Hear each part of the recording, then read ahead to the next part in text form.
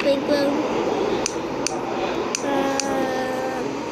Spandula, Melo playground, Spandula at playground. Benta lang kanyang paninda.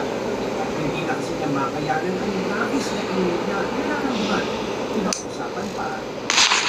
Sa ulan, yung hapon. Sobrang init po. Go to where? Ang nararamdaman niyang init matapos ang ulan ay dahil sa mataas na humidity o humidity.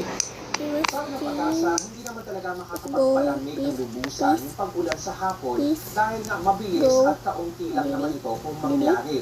Lalo pa nga itong mainit sa pakiramdam dahil mas pinapataas nito ang moisture sa kapaligiran. Yan yung dahilan kung bakit mas nananatili na matagal yung ating pawis sa balat. Okay, go Ang tawag dito, okay, this one, lumalabas sa pag-aaral buo ng mga scientist sa Quantum Central na kabilang ang Pilipinas sa mga bansang nakararanas ng tinutagong humidity dahil sa patuloy na pagbabago ng klima o okay, it's done, bye.